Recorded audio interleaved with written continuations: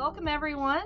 And my name is Amanda Hendley. Joining me today is Darren Surch. If you haven't met him, you really should. Darren is the CEO of Interskill Learning, the world's most delivered and most IBM credentialed mainframe training. He's a mainframe industry veteran, and he's only one of two people with the lifetime IBM champion for IBM Z. Welcome, Darren. Thanks for joining me again. Amanda, g'day. We have some good conversations, don't we? We meet at GSE UK, GuideShare Europe UK, and share conferences and other podcasts and things. So yeah, terrific to chat with you. And congrats on everything that Planet Mainframe is doing as well. Well, thank you.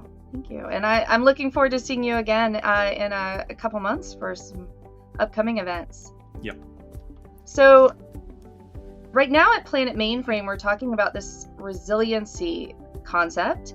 And I specifically wanted to reach out to you, Darren, because I wanted to talk about this idea of career resiliency, taking a little bit of a spin on the technology topic, but how does that apply to our careers?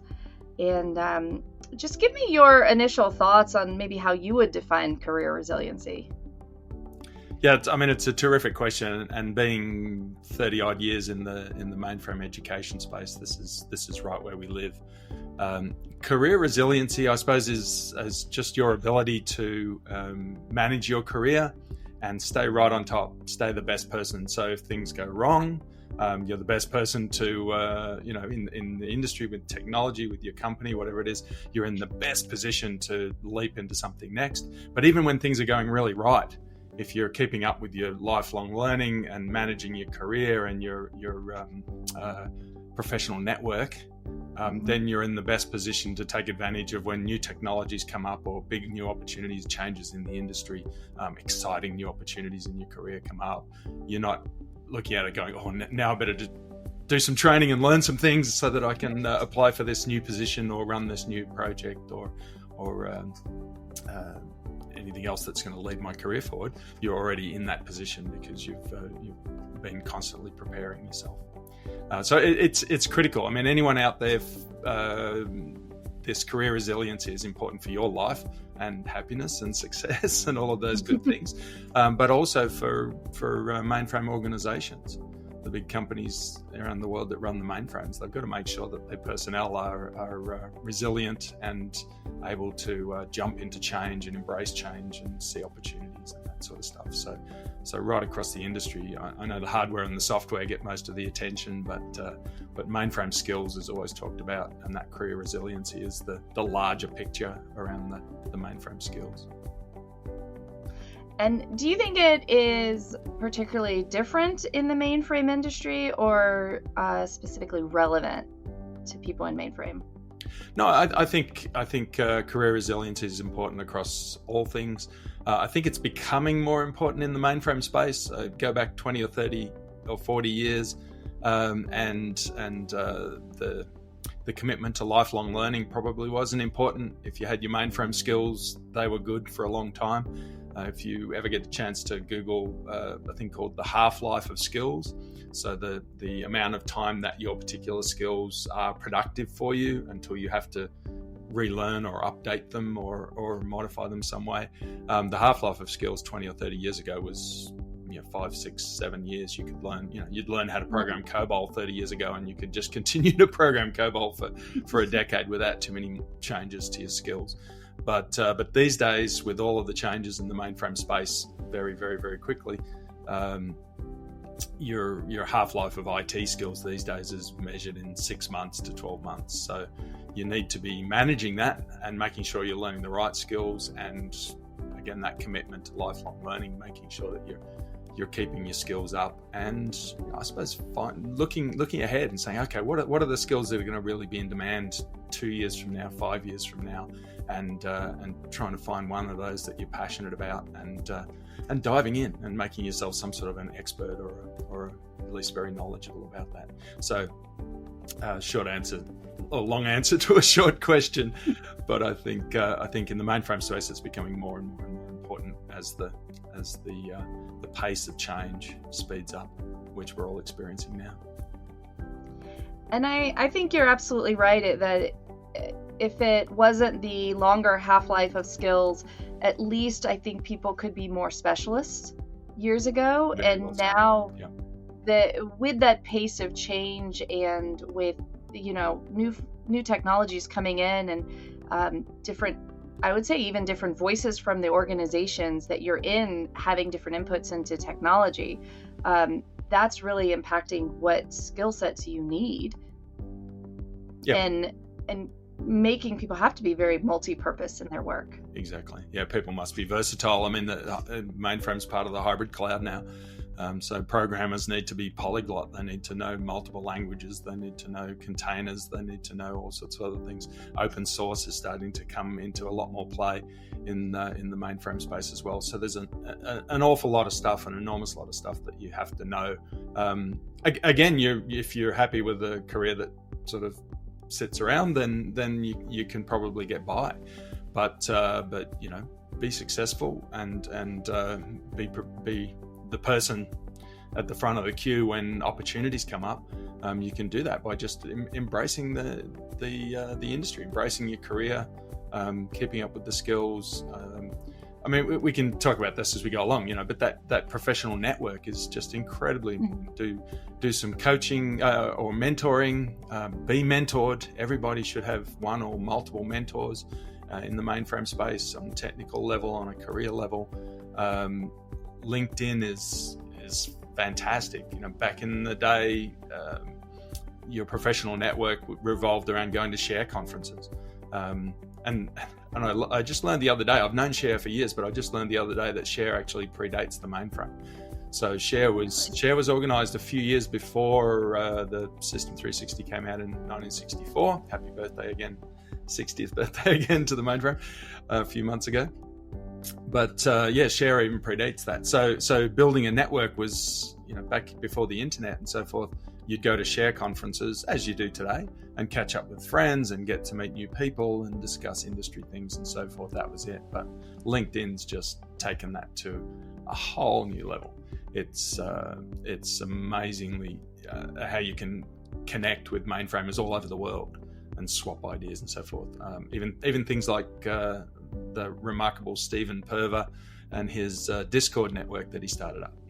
I get cool points from my 20-year-old son for being on Discord, the gamer platform. But the Discord group get together and chat mainframe, from all around the world, just open and honest and talking about everything. So social media has really opened up your ability to enhance your professional network. And I have to say as well, Planet Mainframe. You openly ask people to write articles for Planet Mainframe, and what a great way to get noticed and build your brand, build your professional profile, and get to meet other people as well by what you write and interacting with Planet Mainframe. So again, you've really changed the playing field. Thank you. So it's a great pivot. We talk about training, and training is important, and it's important to make sure that you're keeping up with what the next thing is and what the next technology is. But you've touched on your network and how valuable and important it is to build your network. And I know you're someone who's done a great job at that. And you specifically mentioned LinkedIn and conferences. What are, for someone that's maybe new and hasn't been to a lot of conferences or hasn't seen a lot of immediate value of their network, maybe they're still in their first job, so they actually haven't hit that, that point of saying, oh, I need to meet someone at my next job. What do you think are some ways that people could start building their network? I mean, you mentioned Discord, but what are those tiptoe steps in?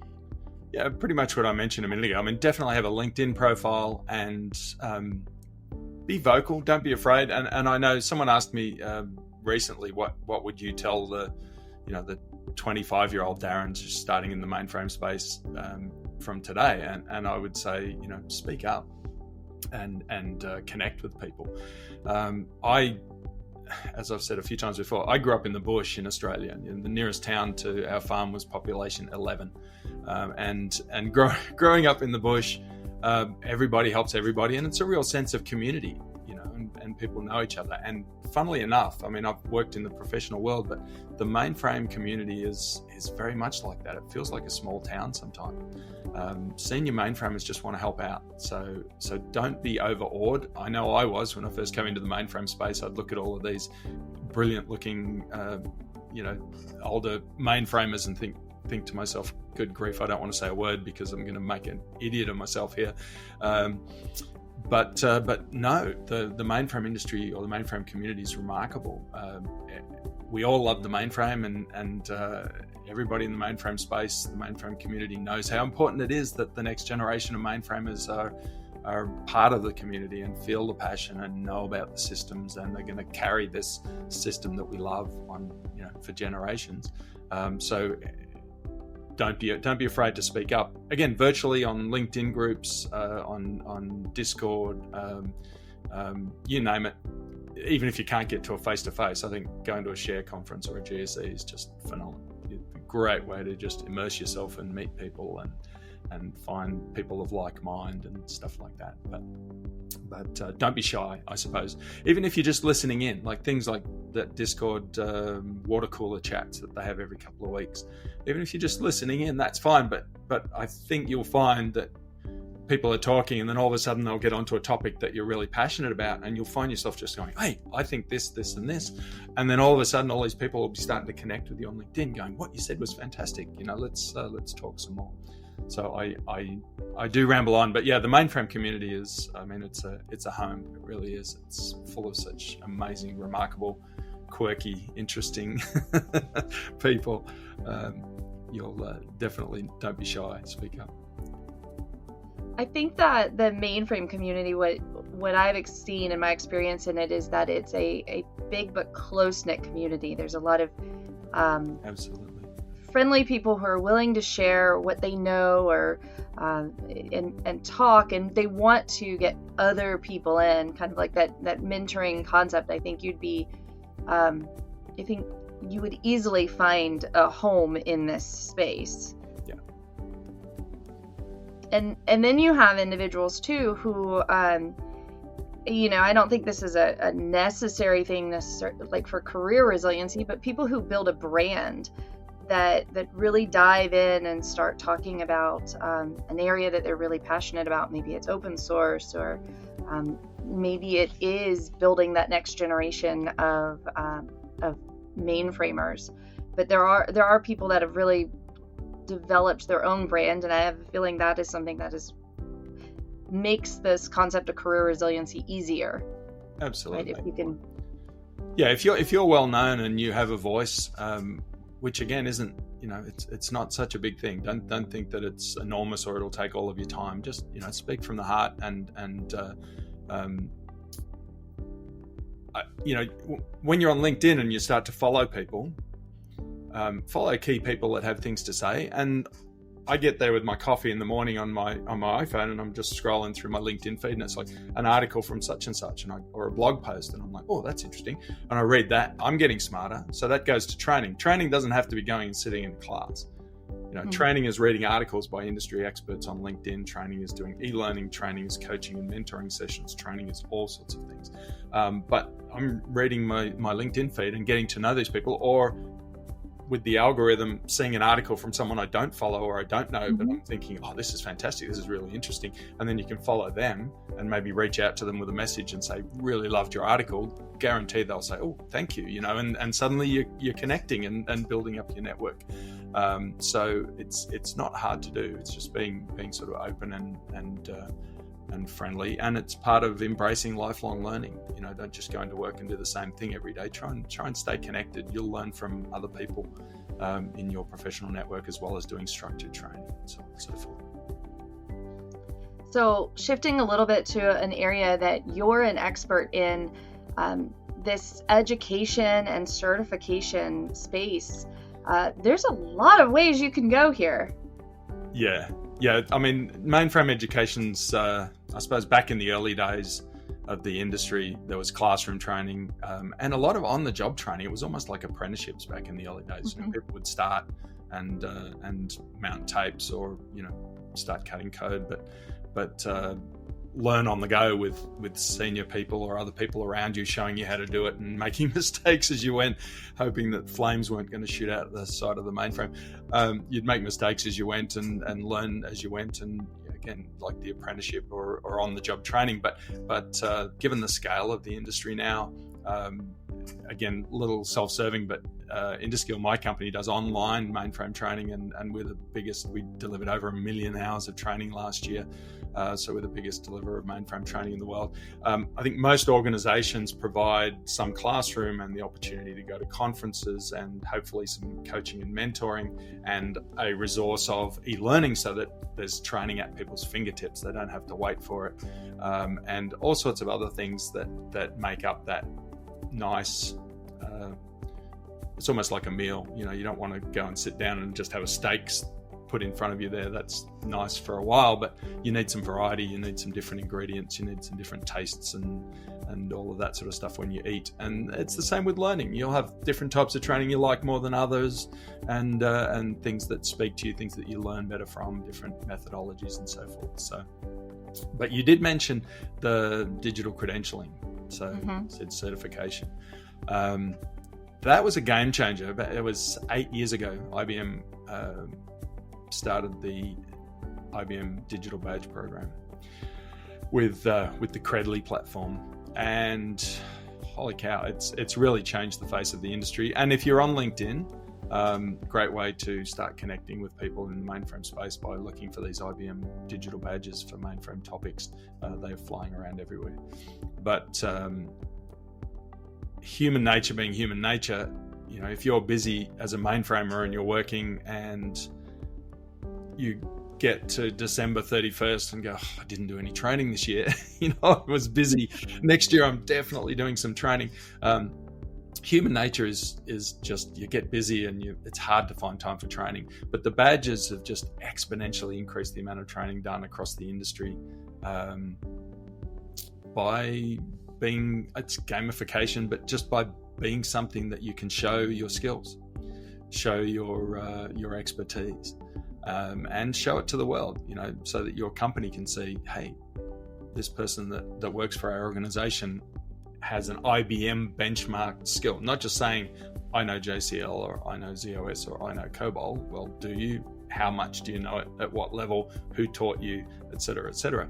The IBM credentials benchmark that stuff. So according to IBM, you know to that level exactly what you need to know in this other topic area, or as you mentioned with certifications, the IBM professional certificates are job role focused. So they say this person knows how to be a mainframe computer operator to level 1 or level 2 or level 3.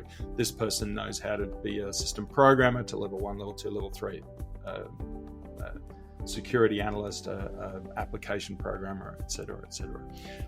Those are paths of 60, 70 hours of training. So they're sort of longer term, intensive with exams and all that sort of stuff. But this is like a certification. It's a very, very impressive credential that you can stick on the front of your LinkedIn profile and in the signature block of your emails and so forth, and proudly say, hey, I've got an IBM professional certificate for my mainframe job role.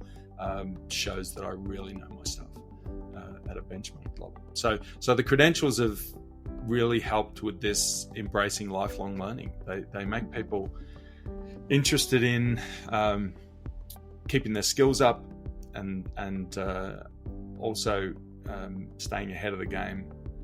I'm rambling a little bit. I'm thinking of there's something called a culture of learning. So I don't want to put all the pressure on mainframers out there and say you've got to drive your career and so forth, which is what career resilience is about. But this should come from the top down as well. This should come from organizations providing the training, providing the culture of learning, rewarding people that are doing all of this training and have the skills by promoting them internally or giving them new projects, which is what a culture of learning is. It has to come from the organizations as much as it has to come from personnel. Mainframe organizations have to empower their mainframe workforce to have career resiliency, to really be the best that they can be. And it pays off, the ROI on it. It pays off for the companies, in spades. I mean, it's a no-brainer. Yeah.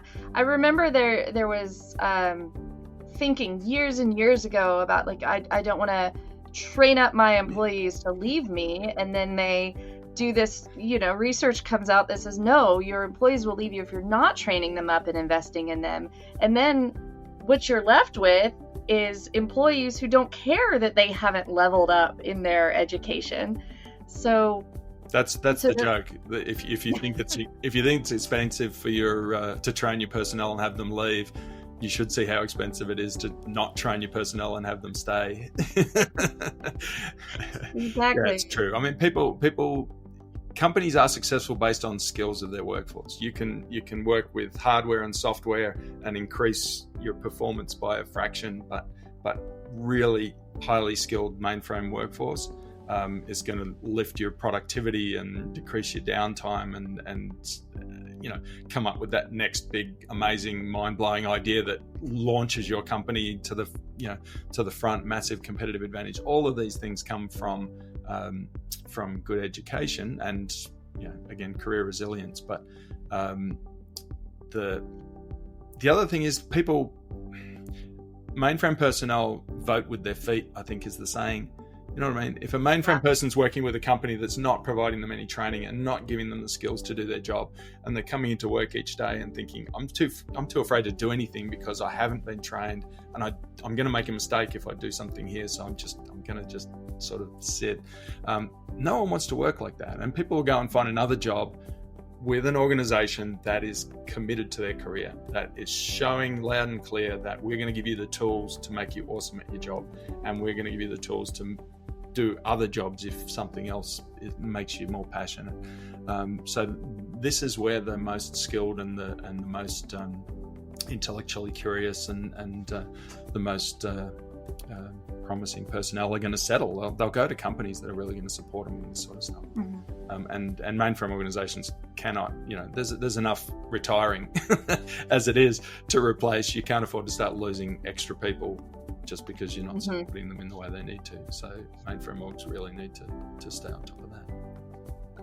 So when I think about career resiliency and what do I need to do to stay ahead of the game or prepare for my next role, what are some of those skills that I need to be looking for? And I guess they could be soft skills, but I think more of what's the next tech skill I need to be getting? Yeah, it's changing fast, isn't it? Goodness gracious. 34 years I've been in the industry, which doesn't make me one of the longest ones in the industry, but that's been enough time, and it's just accelerating all the time. I mean, IBM Watson, so AI is incredibly important. You really should be, just for your career resiliency again. And again, there's a positive and a negative. If something goes wrong at your company, or if things are shut down, or if people are laid off, you need to have your career. You need to have the skills. You need to have the professional network. You need to have the brand. You need to have done all these things so you can go out and get another job. That's on the downside. But even on the upside, when things are going really well and new technologies are getting brought into your organization, you want to be the person at the front of the line when they say, okay, who's going to lead this new project, or who's going to lead this new department, or who are the key people we're going to put in the team for this new project. And when AI starts really getting rolled out at your organization, you want to be one of the people that has the AI skills and has a bit of a brand and has written an article on Planet Mainframe or something on LinkedIn, so that other people have noticed it and you're sort of seen as knowledgeable or a bit of a leader. That way your career opportunities find you. You're not just in one, you've got a promotion, you've got a shift into something you're really passionate about in a new technology that all of a sudden you find yourself, one of the industry leaders because of the work you're doing. So AI, quantum, I think quantum's a bit of a slow burn, and people are interested but don't really quite know what it is and exactly how it'll be used and so forth. I spend as much time as I can. One of my mentors is Jack Ware, who is just brilliant on quantum, and I talk to him whenever I can because he talks to me about stuff that quantum will be used for. It'll be part of the hybrid cloud, not for all companies because of the way it computes, but But for some companies, it'll be part of the hybrid cloud with the mainframe and other systems. And there's not many people out there that have the skills. So pick up some skills or some basic knowledge even, or just read stuff on LinkedIn that people write, or do a free course here or there, or IBM's got Qiskit, I never know how to pronounce it, but you can actually sign in and play around and program some quantum absolutely free. I mean, IBM understands that people need to have the skills when companies start embracing it. So you can, without too much work and just as a bit of fun, and a lot of mainframers are pretty good at that. Oh, I might try this, I might try that, I might code something here, I might try this new language. Mainframers are typically pretty inquisitive people. So learn those, I suppose, the core skills, the new languages that are coming in, Python and Java with Watson X. Learn how to use generative AI. Learn how to use ChatGPT, for goodness sake. But just on that level.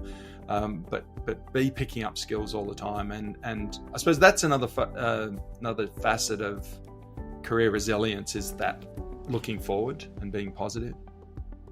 Even when something doesn't go quite right, it's an opportunity. You might branch out, you might move somewhere else. But even when things are going right, looking forward, looking for opportunities, saying, well, this looks like it might be something, again, like AI a couple of years ago. AI looks like it's really going to start to be something. Okay, I'm going to read a bunch of articles from industry experts, or I'm going to do an AI course or something like that. But then 2 years later, when everything's AI, then you're one of the people that's got the skills and is at the front of the queue. Great for your career. Yeah. I do ramble on.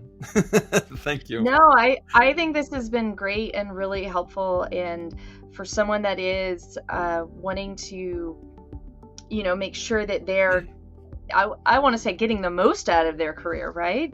Why would you not? I mean, we are a short time on this rock, and and we work to pay the bills often, but boy, if you're doing something that you're passionate about and achieving success, it makes it a whole lot more fun to come to work and do stuff. So doesn't take that much. You know what I mean? It's not like an extra job to ensure career resilience. Just manage your career, get a mentor who can advise you on all of these sorts of things and answer questions and connect you with people. This is another part of your network. Mentors will connect you with their circle of friends, and you say, oh, I can't understand this. And they say, okay, talk to this person. And then suddenly you've got another person in your network. So this is all just social, and it's talking to people who are interested in the same things as you. You got to put a bit of work in, because you really need to be training, but training's not always a hard task. It can be reading articles, it can be getting involved in conversations and user groups and things like that, which is a fun way to learn and a great way to learn, talking to your mentor about things, etc. So it doesn't have to be such a hard task, but don't just sit there and let the wind blow you where the wind wants to blow you, or be at the mercy of business or technology. Try and be one of the people that guide this thing, and it's life's great. I love this industry. I mean, it's just an exciting place to be. This is a system that runs the business world. This is how the Western world lives. This is how we in the Western world live the way we do, because of the things that we have that run on the mainframe, all the big business and everything else we know. So great industry to be involved in. Why not be one of the leaders in it? Yeah, absolutely. Well, Darren, it has been so nice to talk to you about career resiliency. And I know if anyone is looking for training, they can head your way over to Interskill and find out. There's baseline training, there's getting the basics down, and then there's exploring what's next in mainframe. So thank you for joining me today, and look forward to the next time we get together. Always terrific to chat with you, Amanda. Thank you.